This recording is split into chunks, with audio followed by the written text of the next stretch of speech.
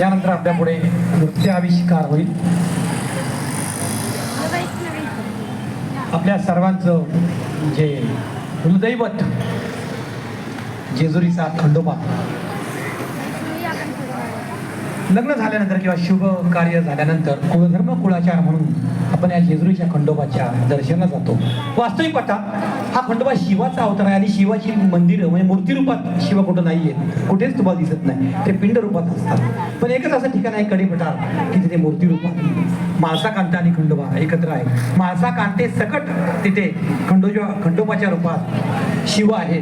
म्हणून लग्न झाल्यानंतर या खंडोबाच्या दर्शनाला कुळधर्म कुळाचार म्हणून जोडलं जात असतं. पण असंच एक दाम्पत्य लग्न होऊन 1 वर्ष होऊन जातं तरी या खंडोबाच्या दर्शनाला ते काही जात नाही. तेव्हा ही कारभारी नसते, ते आपल्या धन्याला म्हणते धनी अहो वर्ष झालं लग्नाला, आपण काही या कुळधर्म कुळाचार केलेला नाही, आपण त्या जेजुरीच्या खंडोबाला जाऊया.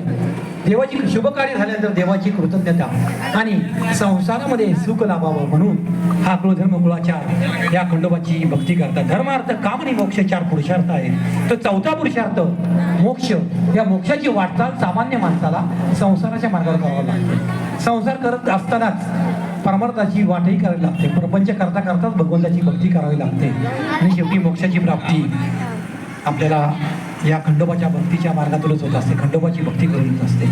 अशी एक कारभारी आपल्या जाण्याला म्हणजे धनी अहो आपण काय करू, ह्या खंडोबाच्या दर्शनात जाऊ, कसं जाऊ. आता बायका म्हणजे कसं असतं, त्यांना आईट दाखवण्याचा मोठी हाव असते, आईट दाखवण्याची.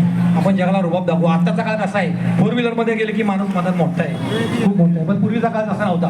पूर्वी घोडा असायचा आणि घोड्यावर बसून जेव्हा मनुष्य जातो तेव्हा तो खूप मोठा आहे. पण धनी असं करा, आपण दोघं घोड्यावर जाऊ, मी पुढं बसते, तुम्ही मागं बसा, डोक्याला फेटा बांधा आणि आम्ही मिरवत आपण जाऊ कुठं, या जेजुरीच्या खंडोबाच्या दर्शनाला. धनी चला ना जेजुरीला जाऊ.